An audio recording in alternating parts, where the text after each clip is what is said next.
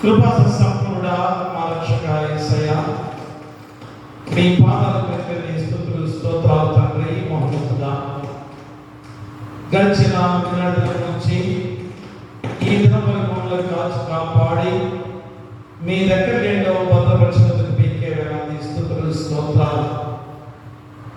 మరి గొప్ప రోజులు, పరిశుద్ధమైన రోజులు, పవిత్రమైన రోజులుగా ఈ 40 రోజుల శిల్వోత్సవ ధ్యానాలు మేము ఎందుకు ధ్యానం చేసుకుంటున్నాము అనగా, అయ్యా మీరు పడిన శిల్వోత్సవ మరణ వేదనలు మరలా మేము గుర్తు చేసుకొని మా జీవితాలు శుద్ధీకరించబడే గొప్ప విధానము, అయ్యా పవిత్రపరుచుకునే గొప్ప విధానము.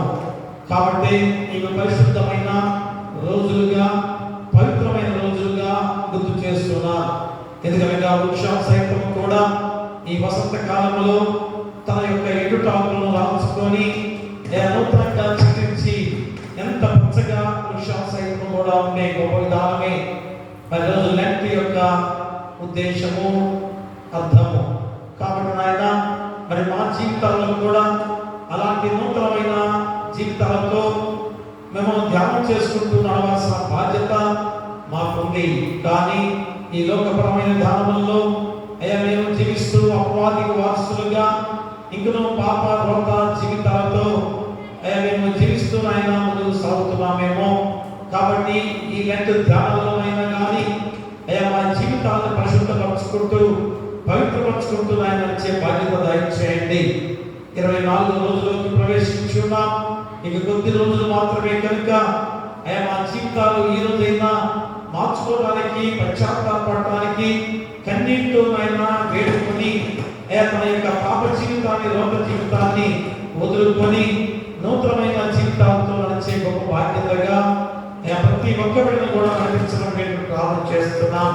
మరి ఎవరు అశ్రద్ధ నిర్లక్ష్యం చేయకుండా ప్రతి మోకాలు మీ పాసంలో మోకరిల్లి మీ నామానికి మహిమ, ఘనత, ప్రభావాలు కలిగించే విడుదలగా ప్రతి ఒక్కరిని నడిపించమని, మరి ఆరాధనతో కూడా మీరు తోడుగా నడిపించమని నీ కుమారుడు మా ప్రభువైన యేసుక్రీస్తు ద్వారా వేడుకొంచున్నాము తండ్రి. ఆమేన్. చూడరే క్రీస్తుని చూడరే నా సకులారా, చూడరే క్రీస్తుని చూడరే, చూడరే నా ముక్తి పదవికి నేడు ఏ దశ కూడినాడు, చూడరే క్రీస్తుని చూడరే నా సకులారా, చూడరే క్రీస్తుని చూడరే. వినుచి పొంది పిలాతు సత్యము కించుకైన తలంపక పొంచెదనుకో వినుచి మంచితనమే కోరి అప్పగించెనా, మేలు గడించెనా. ఇతనే కాంచి కాంచి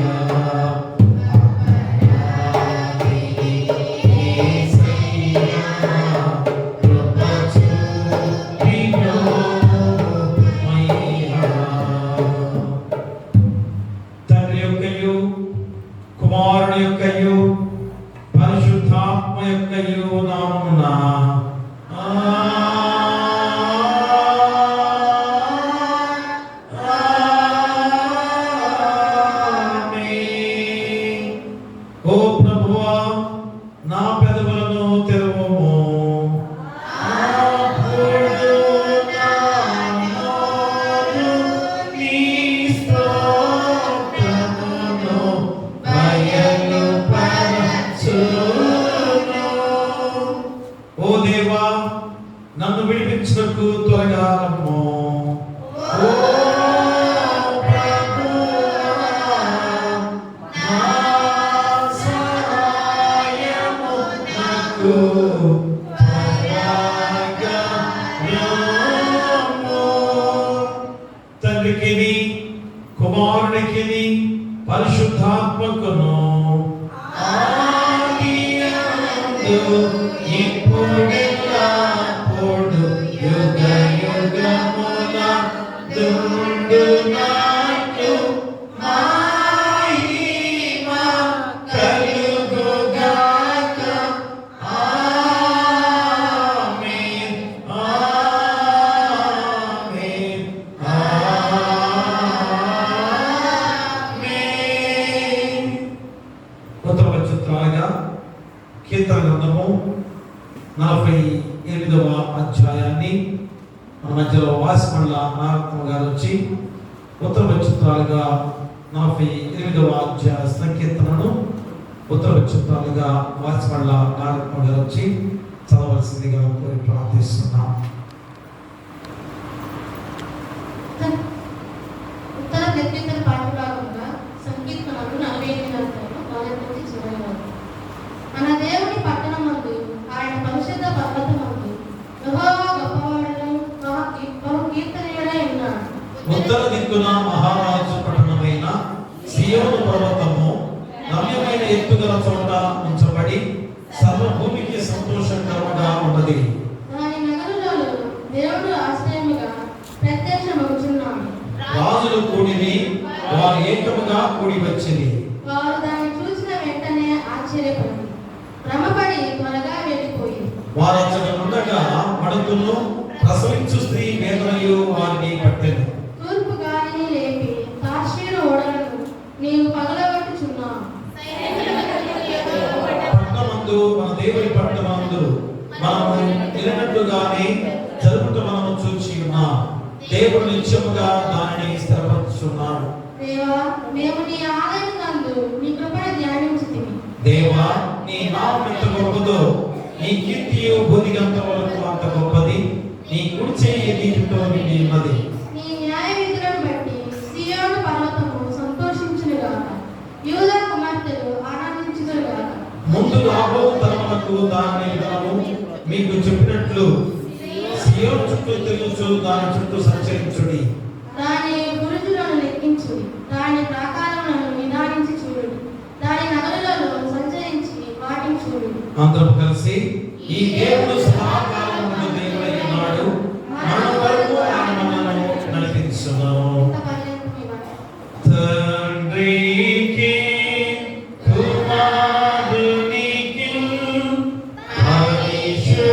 పరిశుద్ధాత్మకు ఆదియందు ఇప్పుడు ఎల్లప్పుడూ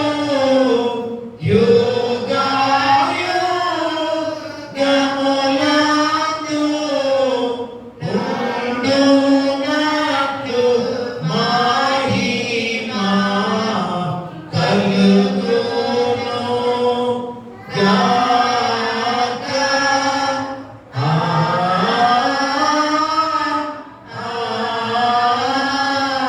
ఆమేన్. వాక్యపఠనముగా యోహాను సువార్త 18వ అధ్యాయము 33 నుంచి 38 వచనాలు. దినమున ఏర్పాటు చేయబడిన సువార్త పాఠ్యభాగం. యోహాను సువార్త 18వ అధ్యాయము 33 నుంచి 38 వరకు ఇలాగ రాయబడింది. పిలాతు తిరిగి అధికార మందిరంలో ప్రవేశించి యేసును పిలిపించి, యూదుల రాజు నీవేనా అని ఆయనను అడగగా, యేసు, నీ అంతట నీవే ఈ మాట అనుచున్నావా, లేక ఇతరులు నీతో నన్ను కూర్చి ఇది చెప్పారా అని అడిగాను. అందుకు పిలాతు, నేను యూదుడినా ఏమి, నీ స్వజనముల ప్రధాన యాజకులను నిన్ను నాకు అప్పగించిరి కదా, నీవేమీ చేసినవని అడగగా, యేసు, నా రాజ్యం ఈ లోక సంబంధమైనది కాదు. నా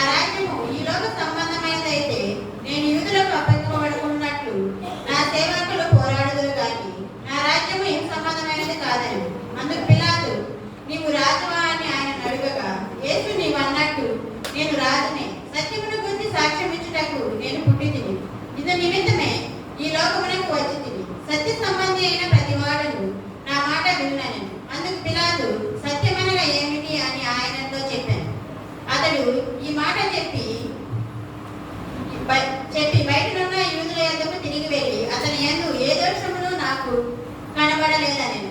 ఈ వాక్యం ఇంత పర్యంతం. ఓ ప్రభువా మమ్మల్ని కనికరింపుము. దేవునికి స్తోత్రము కలుగును గాక. వాక్య ధ్యానానికి ముందుగా పోపూరి దత్తకుమారి గారు వారు వచ్చి ప్రార్థనలో నడిపించవలసిందిగా కోరి ప్రార్థిస్తున్నాం.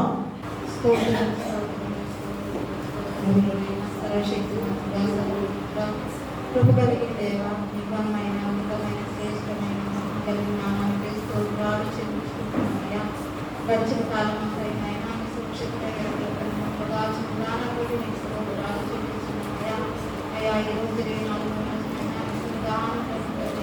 అయా ఈ సంగీత ధ్యానాల్లో మేము ప్రవేశించున్నాము. కేవలం మీకు తోడుగా ఉన్న విధానాన్ని బట్టి నీకు స్తోత్రాలు నాయన. అయా ప్రారంభంలో తోడుకున్నారు, పాటలలో తోడుకున్నారు నాయన. వాక్య భాగంలో చదువుచుండగా తోడుగా ఉన్న తండ్రి నీకు స్తోత్రములు నాయన. అయా వాక్యం వివరించడానికి నాయన. అయా నీ బిడ్డను బలపరచండి నా తండ్రి నీకు స్తోత్రములు నాయన. అయా పిల్లలకు విచారణ అనే అంశమును బట్టి నాయన నీ కుమార్తె నాయన మాట్లాడుచున్నట్టు తండ్రి నీ ఆత్మతో నీ శక్తితో నీ బలముతో నింపండి నాయన. అయా నీకు స్తోత్రాలు. తన నోటిని నీ నోటి గోరగా వాడుకొని నాయన. అయా నీ శక్తి కలిగిన వాకులు నాయన బిడ్డ నోటి నుంచి నాయన మాతో మీరు మాట్లాడమని అడుగుతున్నాను నాయన. విని వాక్యాన్ని నాయన మా హృదయాలు భద్రపరుచుకునే కృప దయచేయండి అయ్యా. మా సంఘం చుట్టూని అగ్ని కంచి వేయండి నాయన. మా గ్రామ చుట్టూని అగ్ని కంచి వేయండి నాయన. సంఘాలను దీవించి ఆశీర్వదించండి నా తండ్రి. అయా సంఘక్షేమం సంఘాభివృద్ధిని దయచేయండి అయ్యా. అయా సేవకురాలు పాశ్రమ గారిని అందించిన కుమారుని దీవించి ఆశీర్వదించమని అడుగుతున్నాయన. ఈ కోరిక ప్రారంభించి ముగింపు వరకు మీ ఆత్మ స్వాధీనంలో మీరు జరిగించి నీ నామానికి మహిమ తెచ్చుకోమని నజరేయుడైన యేసుక్రీస్తు నామములో అడిగి పెట్టుకొని ప్రార్థన చేస్తున్నాను నా పరమ తండ్రి. ఆమేన్. దయచేసి కూర్చోండి. మరి రోజు మనకి వాక్య ధ్యానానికి మన మధ్యలో నేటి కృపాంజలి గారు వాక్య ధ్యానం చేయడానికి వచ్చి దేవుని వాక్యాన్ని అందించవలసిందిగా వారు ప్రార్థిస్తున్నాం. నేటి కృపాంజలి గారు వచ్చి వాక్య ధ్యానానికి వచ్చి వాక్యాన్ని అందించవలసిందిగా కోరి ప్రార్థిస్తున్నాం.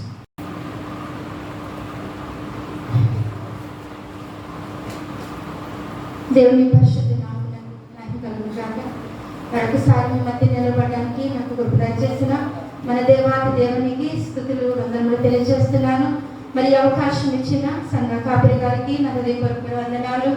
అలాగే పాస్టమ్ గారికి మరి అలాగే స్త్రీ సమాజానికి సంఘ పెద్దలకు ఇప్పుడు వచ్చిన మీ అందరికీ ప్రభు నామమున నాకు ఇచ్చిన అవకాశాన్ని బట్టి వందనాలు తెలియజేస్తున్నాను. మరి ఈరోజు వాక్యంలోకి వెళ్ళే ముందు చిన్న ప్రార్థన చేస్తున్నాను. దయగలిగిన ప్రభు, కృపగలిగిన రక్షక యేసుని పరిశుద్ధ నామమునకు వందనాలు స్తుతులు స్తోత్రాలు. ఇదిగో నీ నామంలో నిలబడి ఉన్నాను ప్రభా. ఇదిగో నా మాటలను నా నోటిని మీరు నైనా నన్ను మూసివేసి నీ మాటలు నైనా మాకు వినిపింపచేయండి. నైనా వినగలిగిన చెవులు గ్రహించే జ్ఞానం ఇవ్వండి ప్రభా. నైనా నా మాటలు కాదు ప్రభా, ఇది నీ మాటలే. నైనా నా జ్ఞానము వ్యర్థము ప్రభా. నైనా సిద్ధపడేప్పటికీ నైనా నీవు ఏ రీతిగా నడిపిస్తే అలాగే నడిపించండి. ఈ వాక్కుల ద్వారా మా హృదయాలు నైనా సందుపడడానికి కృప చూపమని యేసుక్రీస్తు వారి నామమున అడుగుచున్నాము తండ్రి. ఆమేన్. ప్రభు నామమున వందనాలండి. మరి ఇవ్వబడిన వాక్యాన్ని బట్టి చూస్తే మరి యోహాను సువార్త చదువుగా విని ఉన్నాను. యోహాను సువార్త 18వ అధ్యాయంలో అయితే యేసు ప్రభు శ్రమలు, మరి యేసు ప్రభు ఎంత శ్రమ పడ్డారో మనం పుట్టినప్పటి నుంచి రక్షణలోకి వచ్చిన దగ్గర నుంచి మనం వింటూనే ఉన్నాం. ప్రతి సంవత్సరము వింటే ఉంటాము, మళ్ళీ కొత్తగానే ఆయన విడిచిపెడతా ఉంటాము. అయితే ప్రతి సంవత్సరం ఏదో ఒక సమయంలో దేవుడు మనం సంధిస్తూనే ఉంటాడు. మరి యేసు ప్రభు శ్రమలు మనం పోల్చుకుంటే చాలా భయంకరమైనవి. అవి కానీ మనకు వస్తే మనం ఈ పాటికి ఎప్పుడో చనిపోయేవాళ్ళము, లేకపోతే ఏవో చేసుకునేవాళ్ళమేమో. అలాంటి శ్రమలు ఆయన శరీరధారిగా ఈ లోకంలోకి వచ్చి అనుభవించాడు. కేవలము పాపులమైన మనలను రక్షించడానికి, ఇంకెవరైనా రక్షణలోకి రావాల్సిందేమో అంటూ ప్రతిదినము మరి దేవాలయం ద్వారా కానీ పరిశుద్ధ సేవకుల ద్వారా కానీ వాక్యాలు వినిపిస్తూనే ఉంటాయి. సరి చేసుకోవాల్సినవి ఇంకా ఏమైనా ఉన్నాయా అంటూ దేవుని వాక్యములు తెలియజేస్తూ ఉన్నాయి. మరి చదవబడిన లేఖనాన్ని బట్టి చూస్తే యేసు ప్రభు ఇవన్నీ మరి పరిశుద్ధ పరిశుద్ధ వారంలో ధ్యానించవలసినవి, మరి యేసుప్రభు చనిపోయిన శుభ శుక్రవారం రోజు ధ్యానించవలసిన వాక్యాలు మరి ఏంటంటే పిలాతు యొక్క విచారణ. పిలాతు ఏంటి తీర్పులు, వీటి సంగతి. అయితే మరి అప్పుడు నేను లాస్ట్ ఇయర్ ఉన్నప్పుడు విన్నాను కదా, తీర్పు గురించి పాస్టర్ గారికి చెప్పే అవకాశం ఇవ్వలేదు. అందరూ పెద్ద పెద్ద బోధకులు కదా 7 మాటలు మాట్లాడేవారు. సో పాస్టర్ గారికి అవకాశం ఇవ్వకుండా మనమే చెప్పేసారు చాలా మటుకి. అయితే దేవుడి అవకాశాన్ని నాకు ఇచ్చాడు, అందుని బట్టి వందనాలు.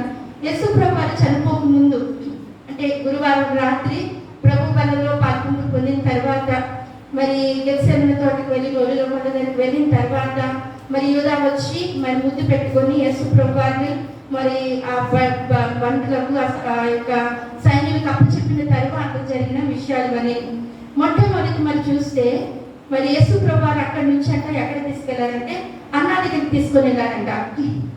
ఈ అన్న ఎవరంటే మాజీ ప్రధాన యాజకుడు ఈయన. ఈ అన్న ఎవరికి మామ అంటే కైపాకు మామ అంటారు. అయితే ఈయన మాజీ అంటే ఎక్స్ సర్వీస్ మ్యాన్ అనమాట. అయితే ఈ అన్న గురించి చూస్తే మార్కు సువార్త 14:53 ఉంటుంది. మార్కు సువార్త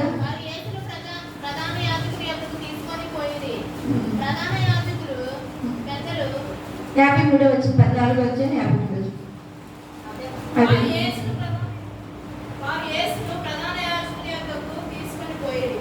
సరే. లూకా సువార్త 22:54 కూడా ఉంటుంది. యోహాను సువార్త 18:12-14 కూడా ఈ అన్న గురించి రాయబడి ఉంటుంది. మొట్టమొదట ఈ యొక్క మాజీ ప్రధాన యాజకుడి దగ్గరికి మరి యేసుప్రభువుని తీసుకొని వెళ్ళి మరి ఆయన్ని హింసించినట్టు మనం చూస్తాం. అక్కడ కొట్టినట్టు ఆయన చూస్తే ఒకసారి చూద్దామండి.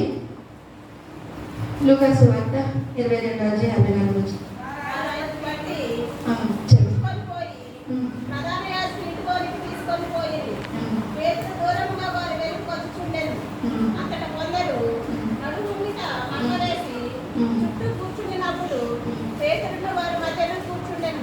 అప్పుడు ఒక చిన్నది ఆ మంట వెలుతురులో అతను కూర్చుండట చూచి అతన్ని తేరి చూచి వీడును అతనితో కూడా ఉండనని చెప్పాడు. చాలండి. అయితే అన్నా గురించి చూస్తే ఒకసారి యోహాను సువార్త 18:12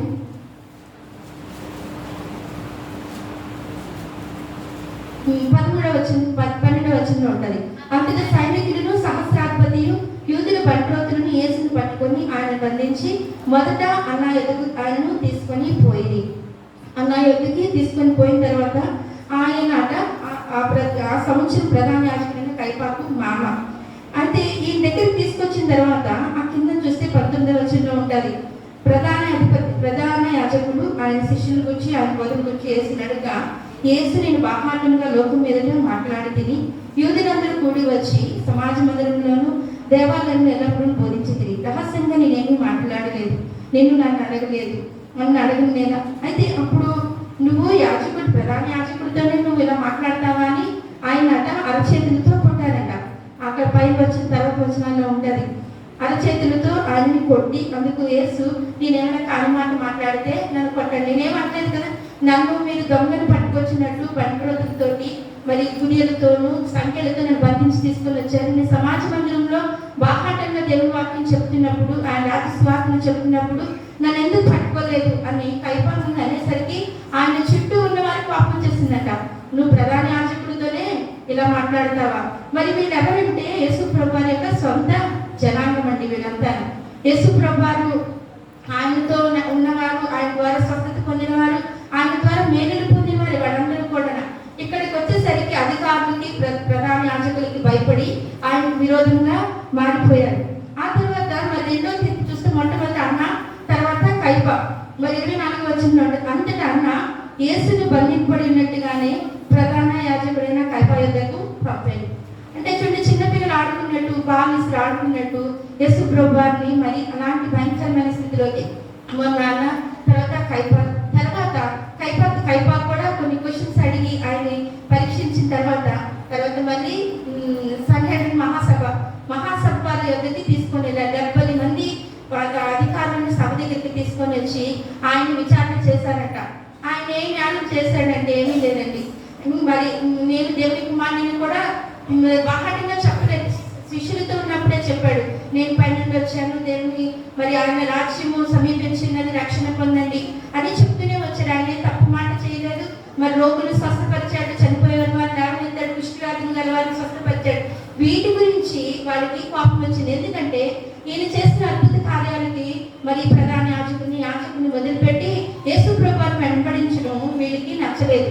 దానికి తోడు యేసుప్రభువు యొక్క బోధ ఎలా ఉండేదంటే మరి అంటే ఎవరో చెప్పిన బోధ కదా, అది ఆయన పై నుండి వచ్చిన అధికారంగా మీరు తప్పు చేస్తున్నారు అనేసి ఆయన గద్దింపుగా ఆయన బోధనలు వీళ్ళకి నచ్చలేదన్నమాట. మరి వాళ్ళనే 12 సంవత్సరాలు ఆయన దేవాలయానికి వచ్చినప్పుడే అక్కడ శాస్త్రులతో ప్రధానులతో కూర్చొని వాక్యాన్ని తర్కిస్తున్నాడు. మాట్లాడుతుంటే వాళ్ళంటే ఏంటి చిన్న బాలుడికి ఇంత జ్ఞానం ఎక్కడి నుంచి వచ్చింది, ఆయన దేవుని కుమారుడని వారు ఆఖరి వరకు కూడా గ్రహించలేని బుద్ధిహీనులై ఉన్నారు.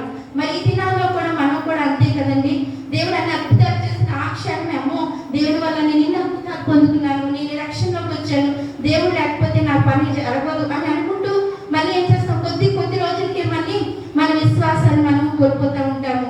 లోకంలో ఉన్న క్రియను చూసి మళ్ళీ లోకస్తుల వల్ల మనము జీవిస్తున్నాం. మరి యేసుప్రభువు వెంట తిరిగిన వారు కూడా చేసిన ఈ పనులే. మరి ఆ సన్హెడ్రిన్ సహపార్థికులు కూడా మరి యేసుప్రభువు వారు దోషిగా నిలబడ్డాక ఆ తర్వాత మరి పిలాతునకు వీరు తీసుకొని వచ్చినట్టు ఈ యోహాను సువార్తలో మరి చెప్పబడి ఉన్నది. మరి పిలాతు ఎవరంటే పొంతు పిలాతు. మత్తయి సువార్త 27 అధ్యాయం 1 వచనం చదువుదాండి. మత్తయి సువార్త 27. ప్రధాన యాజకులను ప్రజల పెద్దలందరూ యేసును చంపింపవలనని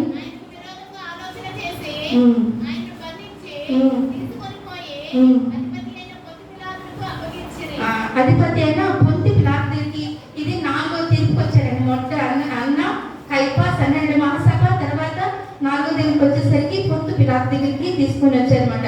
ఈ పొంతు పిలాతు ఎవరంటే యూదా గవర్నర్, యూదాకి గవర్నర్ గా ఉన్నాడు ఆయన.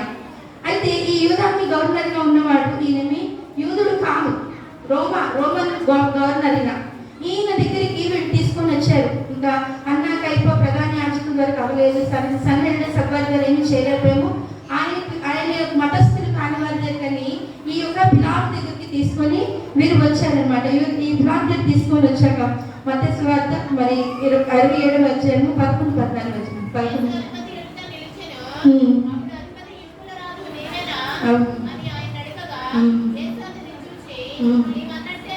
మీరు అన్నట్టే ఆ తర్వాత చూస్తే చాలండి. అయితే అంటే పిలాతు యొక్క విచారణ మొదలు పెట్టాడు. నీవేనా యూదుల రాజుకు అనేసి చాలా కొత్త విషయాలు అనడం. మరి యోహాను సువార్తలో మరి చదివిన వాక్య భాగంలో కూడా అదే ఉంటుంది. ఈ పిలాతు తర్వాత మరి ఈ పిలాతు విచారణ చేస్తూ ఉండగా ఏమైందంటే మరి ఆయన చెప్పాడనమాట. అంటే నేను చేసిన నేరం ఏముంది, యేసుప్రభువు చేసిన నేరం ఏముందని తీసుకొచ్చిన శాస్త్రులు ప్రధాన యాజకులు అడిగితే ఈయన గలిలయ నుండి ఇంత యూదయా వరకట ఆయన ప్రచారం చేసుకుంటూ ఉపదేశిస్తూ వచ్చాడు అని ఒక మాట మరి వాళ్ళు చెప్పారనమాట. చెప్పేసరికి వెంటనే ఈ పిలాతు అన్నాడు ఏంటి ఈయన గలిలయుడా అని అన్నాడనమాట. అయితే గలిలయుడిని వీళ్ళు శిక్షించరు, వీళ్ళు రోమ అధికారులు శిక్షించరు. ఎందుకంటే గలిలయుడికి అధికారి ఎవరంటే ఆ రోజుల్లో హేరోదు. వెంటనే ఏమన్నాడు పిలాతు, మీరు వెంటనే వీళ్ళని హేరోదు దగ్గరికి తీసుకొని వెళ్ళండి అని హేరోదు గురించి చెప్తారు. లూకా సువార్త 3వ అధ్యాయం 6వ వచనం.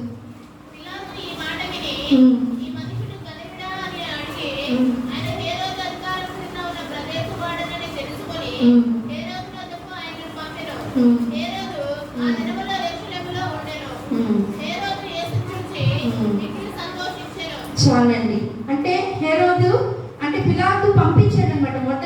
ఫస్ట్ అన్న కైఫా సన్హెడ్రిన్ మహాసభ, తర్వాత పిలాతు, తర్వాత ఐదోదిగా మరి ఈ యొక్క హేరోదు దగ్గరికి పంపించినప్పుడు హేరోదు ఎప్పటి నుంచో యేసుప్రభువు చేసిన అద్భుత కార్యాల గురించి విన్నాడు. కానీ చూడాలని ఒక కోరిక, ఒక యేసుప్రభువుని చూడగానంటే హేరోదుకి చాలా సంతోషం వచ్చిందంటే వచ్చి ఏవైనా ప్రభు ఏదైనా కార్యం చేస్తాడేమో చూద్దాం అనుకున్నాడు. కానీ యేసుప్రభువు ఆ కార్యం చేసే స్థితిలో లేదు కదండి. ఆయన అప్పటికే చాలా తిప్పుతున్నారు, హింసిస్తున్నారు. కాబట్టి ఆయన నోరు విప్పి మాట్లాడడానికి కూడా ఇష్టపడలేక ఉండేసరికి హేరోదుకు కోపం వచ్చి ఆ కింద వచనాల్లో చూస్తే హేరోదుకు కోపం వచ్చాక మళ్ళీ తిరిగి పిలాతు దగ్గరికి పంపించేశారంట. మళ్ళీ ఇది 2వ రెండవసారి అంటే ఇది 6వ తీర్పు, మళ్ళీ లాస్ట్కి పిలాతు దగ్గరికి వచ్చేసాడు ఈ యొక్క యేసు ప్రభువారిని పంపించేసరికి. ఇప్పుడు జరుగుతున్న విషయం అండి, ఇప్పుడు మనం చదువుకున్న లేఖనం యోహాను సువార్తలో ఉన్నది కదా. రెండవసారి వచ్చిన తర్వాత యేసు, అప్పుడు మనం చదవబడిన లేఖనం వాళ్ళు చదువుకున్నాం.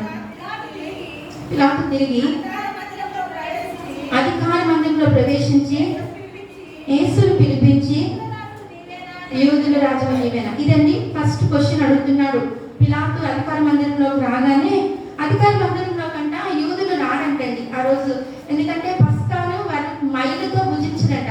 ఈ అధికార మందిరం అంటే జడ్జిమెంట్ హాల్ అంట, ఎందుకంటే అన్యాయస్తుల్ని మరి శిక్షిస్తూ ఉంటారు కాబట్టి మరి ఈ యొక్క యూదులకు నియమం ఉందంట. ఈ జడ్జిమెంట్ హాల్లో కంట మరి ఆ రోజు పస్కాను భుజించేటప్పుడట వాళ్ళు వెళ్ళకూడదట. వీళ్ళు యూదులందరట బయట ఉండిపోతాట. పిలాతు మాత్రమే ఆ యొక్క అధికార మందిరంలో యేసు ప్రభువారిని విచారణ చేస్తున్నాడంట. పిలాతు అన్నాడంట, యూదుల రాజుకు నీవేనా అని అడగగానే యేసు ప్రభువారు ఏమన్నారంట అండి, నీవంతట నీవే ఈ మాట అనుచున్నావా, లేక ఇతరులు నీతో నన్ను గురించి ఇది చెప్పిరా అని అడిగాడు. ఫస్ట్ అడగగానే నువ్వు యూదుల రాజు అనగానే యేసు ప్రభు డైరెక్ట్ గా అవును నేనే యూదుల రాజుని అనలేదండి. మరి యేసు ప్రభు వారిని యూదుల రాజుని మొట్టమొదటి ఎక్కడన్నారంటే మత్తయి సువార్త 2వ అధ్యాయంలో ఉంటుందండి. యేసు ప్రభు బెత్లెహేములో పుట్టిన వెంటనే మరి తూర్పు దేశపు జ్ఞానులంట యూదుల రాజుగా పుట్టిన వారిని చూడడానికి వస్తూ హేరోదు దగ్గరికి వెళ్ళి అడిగిన మాట మొట్టమొదటి. మరి యేసు ప్రభు ఎక్కడ ప్రచారం చేసుకోలేదు, నేను యూదులకి రాజుని, నేను దైవ కుమారుని డైరెక్ట్ గా ఎక్కడ చెప్పలేదు. చెప్పాడు కానీ అది శిష్యుల దగ్గర చెప్పాడు. మరి మనిషి కుమారుడు ఆ మేఘారుడే వెళ్ళిపోతాడు, మళ్ళీ తిరిగి వస్తాడు, మిమ్మల్ని తీసుకొని వెళ్తాడని శిష్యులకు వివరించాడు. కానీ నేను దైవ కుమారుడు మనుషుల సమాజం అంతా ఎక్కడ చెప్పలేదండి డైరెక్ట్ గా. కానీ ఇక్కడ మరి మొట్టమొదటి ఆయన యూదులకు రాజుగాని తూర్పు దేశం జ్ఞానులు గ్రహించి డైరెక్ట్ గా హెరోదు అక్కడ నుండి యేసు ప్రభువు శ్రమలు స్టార్ట్ అయ్యాయి. మరి ఆయన శ్రమ పడడానికే ఈ లోకంలోకి వచ్చాడు కదా. ఆయన ఈ విషయం తెలుసుకుని హెరోదు ఏం చేశాడండి, 2 సంవత్సరాల లోపున్న మగ బిడ్డలందరినీ కూడా చంపేశాడు. అప్పుడే చనిపోవాల్సింది. కానీ మరి యేసు ప్రభువారు ఒక ప్రణాళికతో, యేసు ప్రభువారి లోకంలో ఒక ఉద్దేశంతో తండ్రి ద్వారా పంపబడి ఉన్నారు కాబట్టి ఆయన అప్పుడు దేవుడు తప్పించి కాపాడుతూ వచ్చి 30 సంవత్సరాలు ఆయన భద్రపరిచి 30 సంవత్సరాల తర్వాత ఆయన సేవ ప్రారంభించి 3.5 సంవత్సరాలు యేసు యొక్క యెహోవా యొక్క రాజ్యాన్ని వివరించి మరి ఆయన కొరకు పరిపశులై చనిపోయి తిరిగి లేచిన గొప్ప దేవుడు. మరి యేసు ప్రభువారిని అడుగుతున్నాడు ఈయన, యూదులకు రాజు నీవేనా అంటే నీవు నువ్వు అంటున్నావా, లేకపోతే జనులు చెప్పిన దాన్ని బట్టి నువ్వంటే.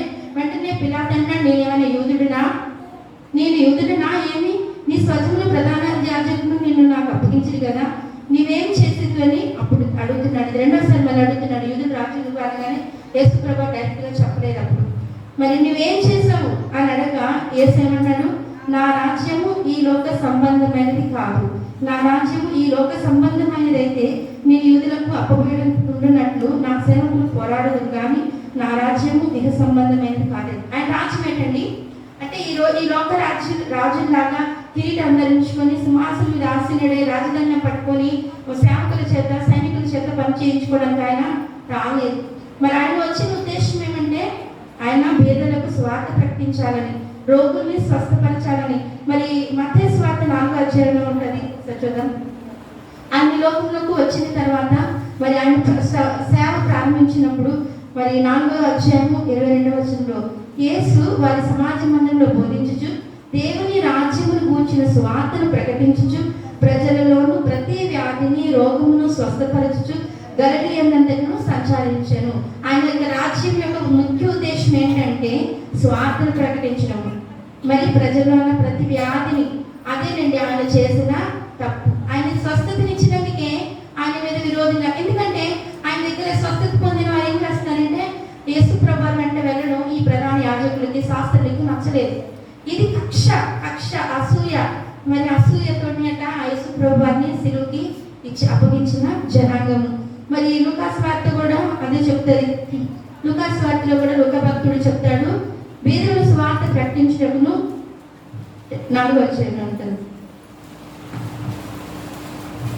4వ అధ్యాయం 18వ వచనంలో ప్రభు ఆత్మను మీద ఉన్నది. బీదలకు స్వార్థ ప్రకటించడమే ఆయన నన్ను అభిషేకించును. చెరలో ఉన్న వారికి విడుదలను, గురిటి వారికి చూపును కలుగునని ప్రకటించటకు, నలిగిన వారిని విడిపించటకును, ప్రభు హితవత్సరం ప్రకటించటకు ఆయన నన్ను పంపినాడు. ఈయన రాజ్యం యొక్క ఉద్దేశం ఇదేనండి. నువ్వు రాజువా అన్నప్పుడు నేను రాజునని చెప్పకుండా నేను ఇహలోక సంబంధమైన దాని కొరకు రాలేదు. ఇహలోకమైన సంబంధం దానికి వస్తే నా ప్రజలు అంటే యేసు ప్రభు వారు అంటే వచ్చిన వారు అందరూ మోసగాళ్ళు కాకపోయినా కొంతమంది అయినా విశ్వాసం కలిగిన వారు కదా, మీరు వెళ్ళండి వారితో మీరు పోట్లాడండి నేను ఒక మాట చెప్తే ఆయన పక్షాన్ని యుద్ధం చేసేవారు చాలా మంది ఉన్నారంట. మరి యోహాను సువార్త అదే చెప్తాడు కదా, ఆయన యోహాను సువార్త అదే చెప్తున్నాడు.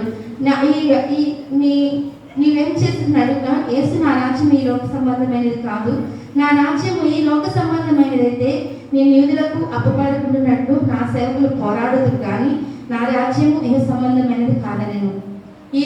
నాది ఈ రాజ్యం. మనం కూడా ఈ లోకంలో ఉన్నంతసేపు ఇది నాది, ఇది నా భూమి, నా స్థలము, ఇది నాది అని ఏది అనుకోకండి. ఈ శరీరము ఎప్పుడు విడిచిపోతుందో మనకు తెలియదు. ఉన్నంతసేపు దేవుల్లో గడపడానికి ప్రయత్నించండి. ఈ స్థలాలు, ఈ భూములు, ఈ పంటలు ఇవేవి కూడా మన వెంట రావు.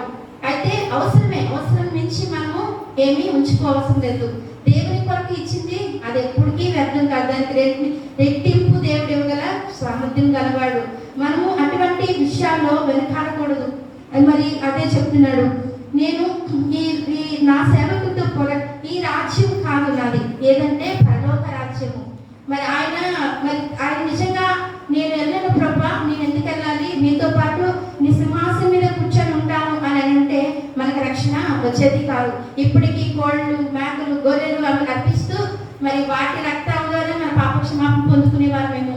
కానీ ఇవన్నీ లేకుండా దేవుడు తన సొంత కుమారుడిని మరి లోకానికి పంపించి మన పాపముల కొరకు తనను బలిగా అర్పించిన దేవునికి మనం చేయాల్సింది ఏమంటే ప్రభుని పోలి నడుచుకోవడమే. ఈ లోక సంబంధమైన వారి వల్లే కాకుండా దైవ సంబంధమైన వారిగా మనము జీవించాలని ప్రతి దినము ప్రతిసారి మనకి వాక్యం ద్వారా హెచ్చరిస్తే ఉంది.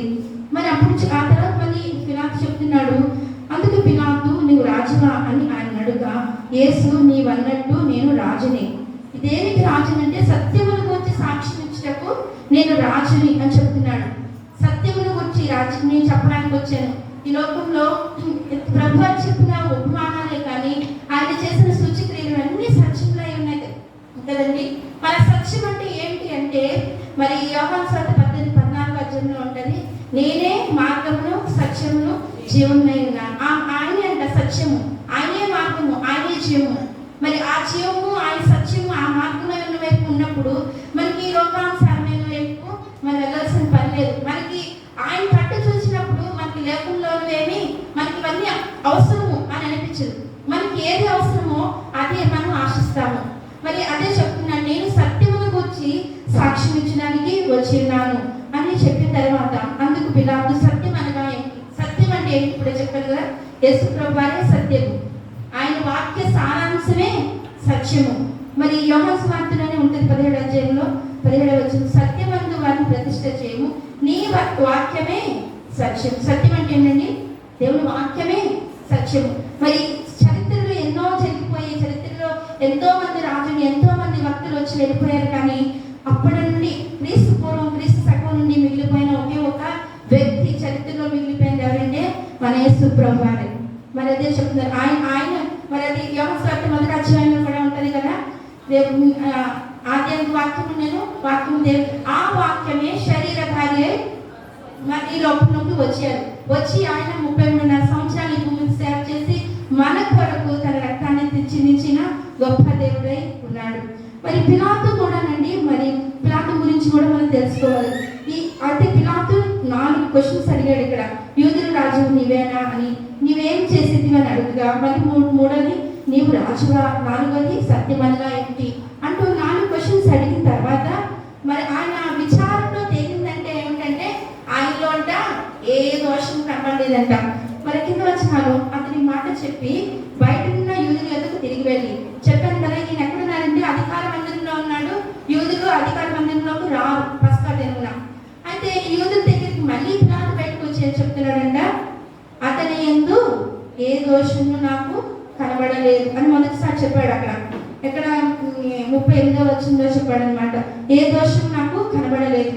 ఆయనను పస్కా పండుగ దినంలో నేను ఒకరిని విడుదల యేసు ప్రభువుని విడిపించాలని ఒక అన్య అధికారి రోమన్ గవర్నరు ప్రయత్నిస్తాడండి. కానీ ప్రధాన యాజకులు, శాస్త్రులు, మరి ధర్మశాస్త్రాన్ని చదివిన జ్ఞానవంతులు వీళ్ళు ఏం చేస్తారంటే ఎలాగైనా యేసు ప్రభువుని చంపి వారి దారిని తొలగించుకోవాలి, వారి దారి అడ్డు లేకుండా చూసుకోవాలని ప్రయత్నం చేస్తూ ఉన్నారు.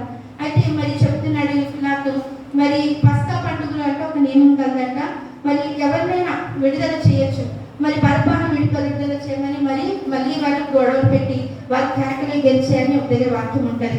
అప్పుడు తర్వాత మళ్ళీ 19వ అధ్యాయంలో చూస్తే 4వ వచనంలో చూస్తే 19వ అధ్యాయం యోహాను సువార్త, పిలాతు మరలా వెలుపలికి వచ్చి ఇదిగో ఈయన ఏ దోషం నాకు కనబడలేదని మీకు తెలియనట్లు ఈయనని మీ ఎందుకు వెలుపలికి తీసుకుని వచ్చినాను వారితో చెప్పారు. మళ్ళీ రెండోసారి కూడా పిలాతు ఎంత ప్రయత్నం చేశాడంటే కానీ మరి ఆ ప్రయత్నం జరగదండి. ఎందుకంటే యేసు ప్రభువును తండ్రి వారు మరి నియమించారు, ఆయన చనిపోవాలి, ఆయన రక్తం పెట్టి మనల్ని కొనుక్కోవాలి, మన పాపముల నిమిత్తము ఆయన మరణం అవ్వాలి. అది ఎవరు కూడా మరి ఆపలేనిది కార్యం అది. మరి పిలాతు మళ్ళీ రెండోసారి కూడా అదే చెప్పాడు. మరి పిలాతు మళ్ళీ అక్కడే 6వ వచనంలో కూడా ఉంటుంది. 6వ వచనంలో 2వ భాగం, ఆయన యందు ఏ దోషం నాకు కనపడలేదు కనుక మీరే ఆయన తీసుకొని పోయి ఇంకా చెప్పి విసిగిపోయిన పిలాతు ఏమంటాడంటే ఇంకా నేను ఇంకేం చేయలేను, మీకు నచ్చినట్టు మీరు తీసుకొని వెళ్ళి సిలువేసుకోండి అని ఆయన చేతులు ఎత్తేశారు. మరి మత్తయి సువార్తలో చూస్తే మరి మత్తయి సువార్తలో పిలాతు భార్య కూడానండి మరి పిలాతుకి చెప్తుందనమాట, ఆ మనుష్యుని జోలికి పోవద్దు, ఆ నీతిమంతుని జోలికి పోవద్దని 27వ అధ్యాయం 19వ వచనంలో చెప్తుంది.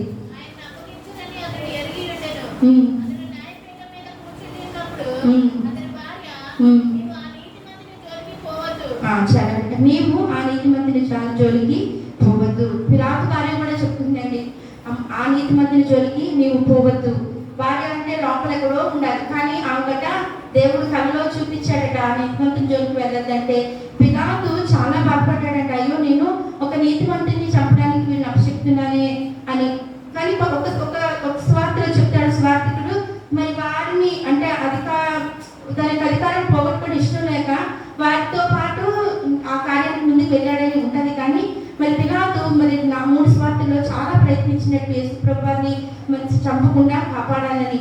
మరి ఆమె చెప్తుందని నీవు నీతిమంతుని జోలికి పోవద్దు, ఈ ప్రొద్దు ఆయనను గురించి నేను కళ్ళ మిక్కిలి బాధపడితేనని అతనికి వర్తమానము పంపాను.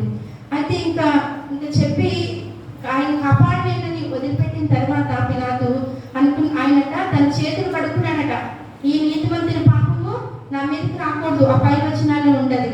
నీళ్లు తీసుకెళ్ళి 4వ వచనం మధ్యలో ఉంటది. నీళ్లు తీసుకొని జలసమూహం ఎదుట చేతులు కడుక్కొని ఈ నీతిమంతుని రక్తం గురించి నేను నిరపరాధిని మీరే చూసుకుని అంటే మరి ఆయన సొంత ప్రజలు ఏమంటున్నారండి, వారి రక్తము మా మీదను మా పిల్లల మీదను ఉండును కాక అని ఆ శాపమేనండి. వారిని శపించుకున్నారంట ఆ రోజు యేసు ప్రభు వారిని మరి అప్పగిస్తే యేసు ప్రభుని చంపాలనే ఉద్దేశంతో.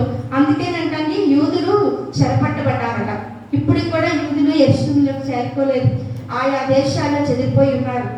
మరి ఆ వాళ్ళు నోటితో వారు శపించుకోవడం వల్లే మనం అనుకుంటాం మన నోటితో జరిగితే ఏమైపోదులే అప్పుడే కదా మనం అనుకుంటాం. కానీ మన నోటితో అనుకునేది మన పిల్లల తరాల్లో కూడా వస్తుందండి. మన నోటిని మనం కాల్చుకోకపోతే జరిగే కార్యము మరి ఈ యూదా ప్రజల ద్వారా మనం చూస్తాము. మరి ఆ 12 గోత్రాల వారు కూడా యూదులు చెదిరిపోయి ఇప్పటికీ యెరూషలేము వారి సొంత ప్రాంతానికి రావడానికి భయపడుతున్నారంట. కానీ ఒక దినం వస్తుంది యేసు ప్రభు వారు వచ్చినప్పుడు మరి యూదులందరూ సమకూర్చబడతారంట. అప్పుడు దేవాతి దేవుడు మరి మనిషి కుమారుడు మేఘాలుడై వచ్చి మనల్ని కూడా వారితో పాటు తీసుకుని వెళ్ళే దినం వస్తుంది. మరి దినములు చెడ్డవి కదండి, ఎంత భయంకరమైన దినాలు. దేవుని స్వార్థ ప్రకటిస్తున్న వారిని చంపేస్తున్న దినాలు. మరి మనందరికీ తెలుసు మధ్యకాలంలో జరిగిన మరి ప్రవీణ్ పగడాల గురించి ఆయన వీడియోస్ చూస్తుంటే ఇవి చాలా సంచలనం సృష్టిస్తున్నాయి కదా వార్తలు, ఆయన వాక్యాలు, ఆయన యొక్క బోధలు. అంటే దేవుని గురించి మంచి చెప్పేవాడిని ఎవరు ఉంచరు, మంచి జరగాలని ఆశించేవాడిని కూడా ఎవరు ఉంచరు. అయితే ఆ మంచిని మనం తృణీకరించకూడదు. ఆయన నిజంగా సాక్షి చెప్పాడు, ఆయన చాలా దేవుని సన్నిధికి వెళ్ళడానికి చాలా అదృష్టం చనిపోయాడు, తర్వాత స్వార్థ ఆయన పరిచర్య అనుకుంటాం, కానీ అలాంటి బోధకులు ఎంతో మంది రావాలని మనం ప్రార్థన చేయాల్సిన వారము మన మీద ఉన్నది. మరి యేసు ప్రభువు కూడా అదే చెప్పాడు, సత్యముల గురించి సేవ చేయడం, సత్యముల గురించి బోధించడానికి నేను వచ్చాను. మరి సత్యమైన వాక్యము ఆయనే. మన సత్యంలో మనం నడిచినప్పుడు అది మనల్ని స్వతంత్రంగా చేస్తుంది. ఎన్ని ఆటంకాలు, ఎన్ని ఇబ్బందులు వచ్చినను మరి దేవుడు వాటి నుండి విడుదల చేయగల శక్తిమంతుడు. ఆయన చనిపోవచ్చు, ఎవరైనా ప్రభునందు చనిపోవచ్చు, కానీ ఆ వారి యొక్క ప్రతిఫలము పరలోక రాజ్యంలో రెట్టింపు అవుతుంది. ఆయన రాజ్యంలో ఆ ప్రతిఫలం వారు పొందుకుంటారు. నిజం, అటువంటి జీవితాలు ఎంతో ధన్యములై ఉన్నాయి. మనము కూడా అలాంటి వాటికి మంచి ఉన్నతమైన ఆలోచనలతో, ఉన్నతమైన క్రియలకై ప్రయత్నిస్తూ దేవుని కొరకు అంతం వరకు నమ్మకస్తులుగా ఉండాలి.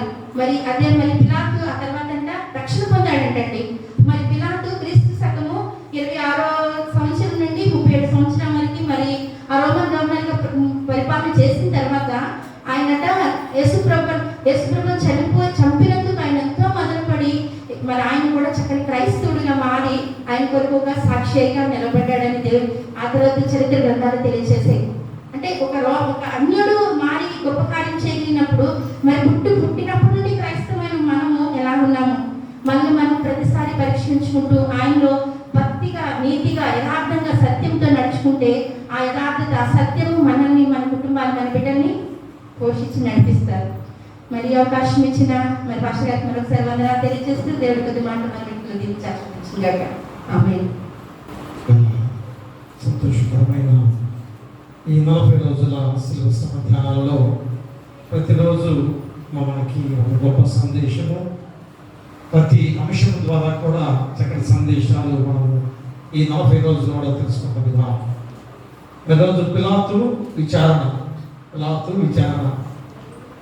మరి ఆ విచారించిన విధానంలో పిలాతుకి యేసుక్రీస్తు వారి ద్వారా మరి ఆయన ఏ నేరము ఆయనలో లేదు అని గ్రహించిన వాడే. మరి కానీ అక్కడ ఒక మాట అడుగుతున్నాడు, సత్యం అంటే ఏమిటి అని మాట అడుగుతున్నారు. మా సత్యం అంటే తెలియని వారు మరి న్యాయాధిపతిగా, ఆ యొక్క న్యాయం తీర్చేవాడిగా ఉండమని దగ్గర గమనించినట్లయితే ఆ సత్యము తెలిపిన వాడు, సత్యాన్ని నేర్పిన వాడు యేసుక్రీస్తే అనడానికి గల కారణాలు కూడా మనకు చూపిస్తున్న విధానం. అందుకని రోజు అలాంటి జీవితాలు మరి యొక్క లెంట్ ధ్యానాల్లో అందరం కూడా మరి దేవుణ్ణి ఏ విధంగా ఆరాధించుకునే గొప్ప విధానంలో ఆ పిలాతు యొక్క విచారణలో ఎలాంటి విధానంగా ఉన్నదో అనగా ధర్మ కొరకు మరి పదవి కొరకు నానా రకమైన గడ్డికచ్చే న్యాయాన్ని అన్యాయంగా మార్చివేసే న్యాయస్థానంలో ఈరోజు మనందరం కూడా చూస్తున్నాం. చూడండి, అందుకని ఒక ప్రత్యేకంగా ఈ పిలాతు విచారణ అనే వాక్యం ఈరోజు మనకు ఎందుకు వచ్చింది? మన డబ్బుకి మరి ఏ రీతిగా ధనము మరి పదవుల్లో ఉన్న వారు ఏ విధంగా మన యొక్క న్యాయాన్ని తారుమారు చేసే వారిగా ఉంటారో మనందరికీ తెలుసు కదా. చాలా మంది ఏదన్నా కోర్టుల గొడవలు కానీ కేసులు గొడవలు ఉంటే ఏమంటారు చాలా మంది, అరే డబ్బు ఉంటే న్యాయము ఇటు అటు మారిపోతుంది, న్యాయము అన్యాయం అయిపోతుంది, అన్యాయం న్యాయం అయిపోతుంది అని చెప్పేసి అనే వారు కూడా లేకుండా పోలేదు. మరి ఇలాంటి విధానంలో ఉండగా ఈరోజు చాలా ప్రాముఖ్యమైన ఈ మాట, ఎందుకంటే పిలాతులో ఉన్న ఆ గుణగణాలు కూడా చాలా భయంకరమైనవి. ఆ పిలాతు యొక్క ఆ పదవి వ్యామోహం కానీ మరి సత్యం కూడా ప్రజల మెప్పు కొరకు మరి ఇలాంటి ప్రయత్నాలు చేస్తున్న వాడికి ఉన్నాడు. ఎందుకంటే ఏ తప్పు చేయలేదు, మా యేసుక్రీస్తు వారు ఏ తప్పు చేయలేదని తెలిసి కూడా ఆ యూదులకు భయపడి అయ్యా మీరే ఆయనకి శిక్ష వేయండి అని చెప్పేసి అన్నమాట కదా. మరి అలాంటి విధానంలో ఇంకొక పిరికివాడు కూడా చాలా పిరికివాడుగా కూడా ఈరోజు మనం చూస్తున్నాం. అలాంటి సందర్భంలో మన జీవితాల్లో కూడా ఈరోజు తీర్పాలను చూసుకుంటే మరి ఎల్లేటి కృపాంజలి గారు మనమందరం కూడా మరి దేవుని యొక్క న్యాయమైన విధానంలో మనం ముందుకు సాగాలి, మరి దేవుని మార్గంలో మనం ముందుకు సాగాలి. ఎందుకంటే మనం ఎలాంటి స్థితిలో మనం జీవిస్తున్నామో ఈ 40 రోజులు కూడా మనం తీర్పాలను చూసుకొని మన హృదయాలు మరి దేవునికి అర్పించుకునే వారిగా ఉండాలన్న ఆ చక్కటి వాక్యాన్ని కృపాంజలి గారితో చక్కగా చెప్పిన గొప్ప విధానంలో మరి మా కుటుంబ తరపున సంఘం తరపున నిండు వందనాలు తెలియజేసుకుంటూ మరి మనము మన జీవితాలు కూడా ఒక్కసారి 40 రోజులు పరీక్షించుకొని ఈ 24వ రోజు మరి మనము న్యాయవంతులుగా సత్యవంతులుగా దేవుని యొక్క బిడ్డలుగా ఎదగటానికి ఉండాలని కోరుతూ మీకును మీ కుటుంబాలకును సదాకాలము దేవుడు తోడైనను గాక. ఆమేన్. దహన బలి నీకు నామిస్తాము మరియు దైవ పాలులు విధిగినయా మాయే యెహోవా దేవా విరిగి నలిగిన యతి హృదయాంబాలక్షంబు చేయవు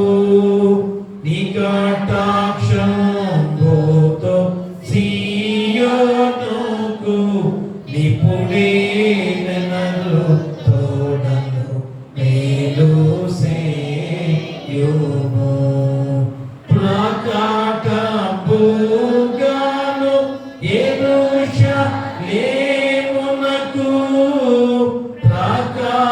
ప్రాకారములను కట్టింపుము అంతటా నీతియు కాపులో మనులు యాగములు సర్వంగా హోమము ఎంతో ఇష్టము బలిపీఠము మీద ఎన్నో కోడెల జనుల పిల్తురు తన పలి నీకు నాని శ్రము మరియు దైవ పాలులు విరిగిన యాత్మాయే. ప్రార్థిద్దాము. మహాగరుడా మహాపరిశుద్ధుడా మా మిక్కిలి ప్రియ పరలోకపు తండ్రి పరమండలమందు ఆశీనుడిగా ఉన్న గొప్ప దేవా మీకే వేలాది స్తుతులు స్తోత్ర. మరి 40 రోజుల శిలువ శ్రమ ధ్యానాలలో 24వ రోజులోకి నడిపించి పిలాతు విచారణ అనే అంశం ద్వారా మరింత గొప్ప వాక్యాన్ని మాకు అనుగ్రహించేందుకు మీకే వేలాది స్తుతులు స్తోత్ర. ఎందుకనగా పిలాతు విచారించిన ఈ సందర్భము మరొకసారి మేము గుర్తు చేసుకున్నట్లయితే మరి పిలాతు ఎలాంటి వాడో కూడా ఈ రోజు మాకు గుర్తు చేస్తున్నారు. ఎందుకంటే ఆయన పిలాతులో ఉన్న భయంకరమైన దుర్గుణాలు తండ్రి ఎన్నో ఉన్నాయి. మరి ఎన్నో భయంకరమైన విధానంలో పిలాతు ఉన్నవాడు. మరి అలాంటి విధానాలలో మరి పిలాతు ఎలాంటి న్యాయం చేయగలడు, ఎలాంటి న్యాయం తీర్చేవాడు, ఎలాంటి విచారణ చేయగలడు, మరి ఇవన్నీ కూడా తెలియదు ఆయన. ఎందుకంటే మనుషుల యొక్క ఆధిపత్యం కానీ అధికార వ్యామోహాలు కానీ అయ్యేటన్ని సత్యం ఎరిగి కూడా ప్రజల మెప్పుకొని ప్రయత్నించే విధానం కానీ ఎక్కడ పిరిగితనంతో ఉన్నవాడుగా మరి లక్షణాలు ఈరోజు పిలాతు ద్వారా మాకు గుర్తు చేస్తున్నారు. ఎందుకనగా తండ్రి మరి పొత్తు పిలాతు అనే యొక్క పేరు ద్వారా ఈరోజు మాకు గుర్తు చేస్తున్న ఈ సందర్భం మరి పొత్తు అనే యొక్క ఊరు ద్వారా మరి ఆ పిలాతు ఆయన ఈరోజు మాకు పొత్తు అనే బిరుదు అతనికి ఇచ్చిన సందర్భంలో పిలాతు అనే పదానికి ఈటే అనే అర్థం కూడా వస్తున్న విధానం. కాబట్టి ఆయన మరి పిలాతు ఎలాంటి విధానంలో ఒక పటాలానికి ఈటే ఎంతో చక్కగా విసిరి ఎంతో మంది యుద్ధంలో గెలిపించిన వాడిగా ఉన్న విధానం. అందుకనే పిలాతు అనే పదం ద్వారా ఈటే అనే అర్థం వచ్చే విధంగా కూడా ఉన్న పిలాతు. అలాంటి పిలాతు ఒక న్యాయాధిపతిగా విచారణ చేసేవాడిగా ఏర్పాటు చేసుకున్నారు రోమా సామ్రాజ్యం. మరి అలాంటి సందర్భంలో తండ్రి మరి ప్రజల యొక్క ఎప్పుడు పొందుకునే విధంగా యూదులకు భయపడిన ఆయన మరి ఏ విధంగా యేసుక్రీస్తువారు నీవే సిలువ వేయండి అని ఏ విధంగా భయపడుతూ ఉన్నవాడిగా మాకు చూపిస్తున్నారు. ఎందుకంటే ఆయన సత్యము అనేది న్యాయం అనేది ఏ రీతిగా ఈ లోకంలో ముందుకు సాగాలో అలాంటి సత్యవంతుడిగా న్యాయవంతుడిగా మీరు ఉండగా మరి అలాంటి సత్యవంతుడిని ఆయన మీరు విచారణ చేసేవాడిగా పిలాతు ఉన్న సందర్భం తండ్రి. అయ్యా తండ్రి ఈ లోకం కూడా అలాగే ఉంది. సత్యముతో ఉన్నవారిని, న్యాయంగా ఉన్నవారిని వారి ఏ రీతిగా ఈ రోజు లోకము పిచ్చివాడితో సమానంగా చూస్తున్న విధానం. కాబట్టి తండ్రి, అలాంటి సత్యం అనేది ఏమిటి అని కూడా అడుగుతున్నాడు పిలాతు. సత్యం తెలియని వాడు ఎలాంటి న్యాయం తెచ్చగలడు? ఇవన్నీ కూడా ఈ రోజు ఆయన ఈ వాక్యం భాగం ద్వారా మాకు గుర్తు చేసిన విధానం. కాబట్టి మనుషుల ఉన్న స్వభావం ఎలాంటిదో, మనుషుల యొక్క స్వభావం ఎలాంటి భయంకరంగా ఉందో అలాంటి విధానంలో మనం ఉండకూడదు. ఈ 40 రోజుల్లో అయినా మేము తెలుసుకొని ధర్మ కొరకు మరి పదవి కొరకు నానా రకాలైన గట్టి తెచ్చే న్యాయాన్ని అన్యాయంగా మార్చివేసే మరి రోజు న్యాయస్థానాలు కూడా ఎలా ఉన్నాయో ఈ యొక్క విచారణ విధానాల్లో మాకు గుర్తు చేస్తున్నారు. మరి అలాంటి యేసుక్రీస్తు వారి విషయంలో కూడా ఇలాంటి విచారణ జరిగిన విధానం మేము గుర్తు చేసుకున్నట్లయితే అది ఇప్పుడు కూడా అలాంటి విచారణలే జరుగుతూ ఉన్నాయి. మరి కాబట్టి అయినా ఇప్పుడైతే నేను తెలుసుకొని ఇదిగో తండ్రి, మీరు న్యాయం తీర్చే దేవుడిగా రేపు ఉండబోతున్నారు, సత్యాన్ని చెప్పే దేవుడిగా మీరు ఉండబోతున్నారు. మరి అలాంటి న్యాయంలో, సత్యంలో మేము జీవించకపోతే మాకు ఎలాంటి శిక్ష పడుతుంది? అది ఎప్పుడైనా కానీ గ్రహించుకొని గమనించుకొని ఈ వాక్యం ద్వారా మా జీవితాలు మార్చుకునే విధంగా మీ పరిశుద్ధాత్మ శక్తిని కుమ్మరించండి. ఉన్న వాక్యాన్ని ఫలింపు చేసి గొప్ప విధానంలో చక్కటి వాక్యాన్ని ఆయన చెప్పిన ఇలాంటి కృపాంజలి గారు మేమందరం కూడా మా జీవితాలు ఇప్పుడైనా కానీ తెలియపాల చూసుకొని ఎలాంటి జీవితాలతో జీవించాలో చక్కటి వాక్యం ద్వారా చెప్పబడిన గొప్ప విధానం. కాబట్టి ఆయన బిడ్డలు చేసే ఉద్యోగంలో వారి భర్త గారు దూరపాంతరుడుగా వారి బిడ్డలందరూ కూడా దీవించి బలపరచమని మేము ప్రార్థన చేస్తున్నాం. ఎందుకంటే వాక్యము చెప్పే విధానంలో ఎంత కఠోరమైన దీక్ష తండ్రి, వాక్యం చెప్పాలన్న ఆ గొప్ప ఆశ, మరి ఎంత గొప్ప విధానము, ఎంతో బలమైన ఈ యొక్క వాక్యాన్ని చెప్పడం గొప్ప విధానం. కాబట్టి ఆయన మరొకసారి వారి కుటుంబాన్ని దీవించి బలపరచండి. మరి వాక్యం చదివిన వారు, ఉత్తరపక్షాలు చదివిన వారు, ప్రార్థన చేసిన వారిని పెట్టుకుని మేము ప్రార్థన చేస్తున్నాం. నీ గొప్ప బాధ్యత ఈ 40 రోజుల్లో అందరికీ అనుగ్రహ చేసిన గొప్ప విధానం. అంటే వారికి దయచేయండి. ఇదిగో వాక్యాన్ని ఫలింపు చేసి ఆ వాక్యాన్ని వెలుగుగా చేసుకున్న వెలుగు గృహాల్లో ఆపాదించుకునే బాధ్యత దయచేయండి. రాని వారు ఎంతమంది ఉన్నారు, వచ్చిన వారు బట్టి, రాని వారు బట్టి, వృద్ధాప్యులు ఉన్నవారు, నడివచ్చిన ఉన్నవారు, యవ్వన ప్రదర్శన ఉన్నవారు, చిన్నబిడ్డలు, కుష్ఠరోగులు, అనాథలు, అమాగ్యులు, గర్భిణీ శిశువులు దయచేయండి. బాలింతల తల్లి బిడ్డలను క్షేమంగా ఉంచండి. పిల్లలు లేని వారి బిడ్డలను దయచేయండి. వివాహాలు కాని వారికి వివాహాలు చేయండి. గృహాలు లేని వారికి గృహాలు ఇవ్వండి. ఉద్యోగాలు దయచేయండి. ఆర్థికంగా ఇబ్బంది పడుతున్న ఆర్థికంగా సహాయం చేయండి. విధురాంధ్ర పక్కన వ్యాఖ్యం చేస్తూ మీ కృప బాహుళ్యాన్ని వారికి దయచేయండి. అలాగే పాడి పశువుల పక్షాలను దీవించండి. పశువుల కాపులను, గొర్రెల కాపులను దీవించి బలపరచండి. అలాగే వాహనాలు ప్రతి వారిని కూడా క్షేమకరంగా గృహాన్ని నడిపించండి. ఉద్యోగస్తులైన దూర ప్రాంతాలకు వెళ్తున్న ఉద్యోగస్తులు ప్రతి ఒక్కరిని పెట్టుకుని మేము ప్రార్థన చేస్తున్నాం. ఉద్యోగాల్లో ప్రమోషన్తో నడిపించి వారు చేస్తున్న ఉద్యోగాల్లో రాకపోకల్లో మీరు తోడుగా ఉండి నడిపించమని మేము ప్రార్థన చేస్తున్నాం. అలాగే చదువుకునే బిడ్డలు ఇంటర్మీడియట్ ఎగ్జామ్స్ పూర్తయి ఉండగా మంచి మార్కుతో పాస్ అయ్యే బాధ్యత దయచేయండి. 10th క్లాస్ ఎగ్జామ్స్ ఈ రోజుతో పూర్తయ్యాయి. మంచి మార్కులతో విజయం సాధించుకునే బాధ్యత దయచేయండి. అలాగే మిగతా ఎగ్జామ్స్ కూడా రాబోతున్నాయి. చిన్న బిడ్డల ఎగ్జామ్స్ కూడా జరగబోతున్నాయి. మీరు తోడుగా ఉండి మంచి విజయాలతో నడిపించండి, ప్రమోషన్తో నడిపించండి. ఆస్తులు ఉన్న ప్రతి బిడ్డను దీవించి బలపరచండి. పరికరమైన అనారోగ్యంతో బాధపడుతున్న సంఘంలో గాని, గ్రామంలో గాని, హాస్పిటల్ గాని ఎవరైతే ఉన్నారో మా సంఘంలో అయినా మరి గుడ్డ ఆపరేషన్ జరిగిన వారు, మిగిలిన వేరే ఆపరేషన్ జరిగిన వారు, అలాగే అయినా మరి కాలు గాయాలు, వెన్నుపూస గాయాలు, తుది గాయము అయిన బిడ్డలు బట్టి ప్రార్థన చేస్తున్నాం. ఇక్కడ జ్వరంతో ఉన్న వారిని, చర్మ వ్యాధితో బాధపడుతున్న వారిని, థైరాయిడ్ సమస్యతో బాధపడుతున్న వారు, బీపీలు, షుగర్లు ఉన్నవారు, ప్రతి ఒక్క బిడ్డలు బట్టి మేము ప్రార్థన చేస్తున్నాం. యేసు నామములో గద్దించి మీ హస్తాలతో తాకి ముట్టి స్వస్థపరచమని మేము ప్రార్థన చేస్తున్నాం. అలాగే వ్యవసాయదారులు, వ్యాపారస్తులను దీవించి లాభదాయకంగా నడిపించి వారి కృపతో నడిపించమని మేము ప్రార్థన చేస్తున్నాం. మరి మరి గొప్ప సమయంలో సేవకులుగా ముఖ్యంగా ఉద్యోగస్తులందరూ కూడా ప్రజల క్షేమాన్ని కోరుతూ చేసే గొప్ప గొప్ప ఉద్యోగాలు ఉంటున్నారు.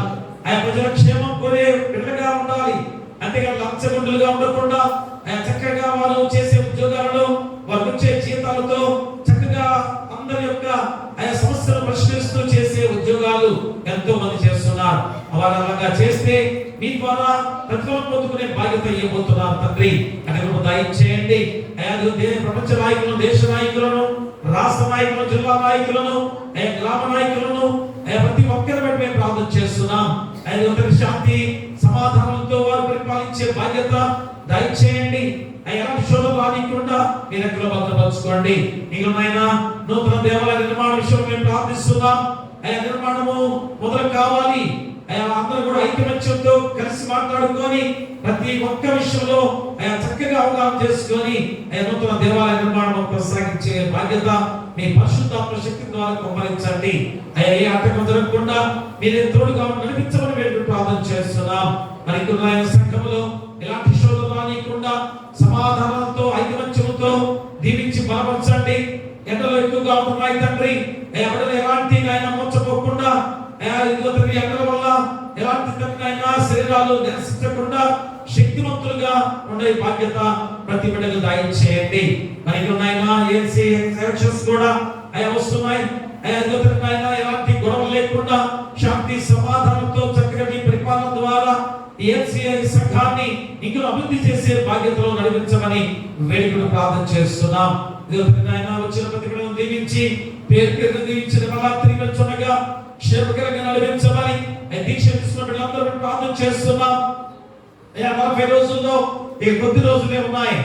వారి జీవితాన్ని పరిపూర్ణంగా మార్చుకోవడానికి మీ పరిశుద్ధాత్మ శక్తిని కుమ్మరించండి. ఎందుకంటే నాయన ఆ పరిశుద్ధమైన జీవితము, పవిత్రమైన జీవితాలు ఎంత గొప్పగా ఉంటాయో, ఎంత పరిశుద్ధంగా ఉంటాయో, కుటుంబాలు ఎంత దీవించబడతాయో గుర్తిరగాల్సిన బాధ్యత ఎప్పుడే వారికి ఉంది. దాని ద్వారా బిడ్డలు మళ్ళా పాత రోత జీవితాలకు వెళ్ళకూడదు. ఈ 40 రోజులు ఎంత పవిత్రంగా వెళ్తున్నారు, దీక్షలో ఎంత చక్కగా ఉంటున్నారు, అది తర్వాత కూడా జీవితాంతం కూడా కొనసాగితే కుటుంబంలో బిడ్డలు ఎంత గొప్ప స్థితికి వాళ్ళు రాబోతున్న గొప్ప విధానం. అంటే కృపా దీక్ష తీసుకున్న ప్రతి బిడ్డలను దీవించి ఎలాంటి ఆటంకం జరగకుండా చక్కగా ఈ 40 రోజులు ఆ దీక్షలో ముందుకు సాగే బాధ్యత వారికి దయచేయండి. మా సంఘంలో మీ కృప ద్వారా అత్యధిక ఆశీర్వాదాలు కుమ్మరించి సంఘం చుట్టూ, గ్రామం చుట్టూ కూడా మీ దేవదూతల కంచెగా ఉంచమని నీ కుమారుడు మా ప్రభువైన యేసుక్రీస్తు ద్వారా వేడుకొచ్చున్నాము తండ్రి.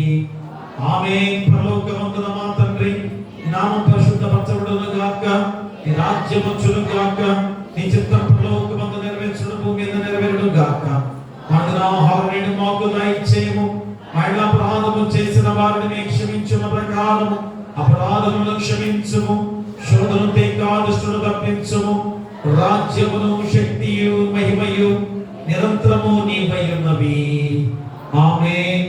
మన ప్రభువైన యేసుక్రీస్తు ప్రేమ, మన తండ్రి అయిన దేవుని కృప, పరిశుద్ధాత్మ అన్యోన్య సహవాసము ఈ 40 రోజుల శ్రమ ధ్యానాలలో 24వ రోజు పిలాతు విచారణ తండ్రి దేవుణ్ణి సృష్టికర్త దేవాది దేవుణ్ణి విచారించే విధానంలో అలాంటి వాడు విచారణ చేసిన విధానంలో సత్యం అంటే కూడా తెలియని విధానంలో విచారణ జరిగిన విధానం ఎంత అన్యాయం, ఎంత అక్రమము అలాంటి విధానాల్లో ఉండకూడదని ఈరోజు ఈ 40 రోజుల ఆ యొక్క శ్రమల ధ్యానాలలో ఆ వాక్యాన్ని మా గుర్తు చేసి చక్కటి వాక్యాన్ని మా హృదయంలో నింపబడి ఉండగా విన్న వాక్యాన్ని బట్టి బిడ్డలకును, రాని వారికి, సంఘానికి, గ్రామానికి, రాష్ట్రానికి, దేశ ప్రపంచంలో ప్రతి బిడ్డలకును సదాకాలము తోడైనను గాక.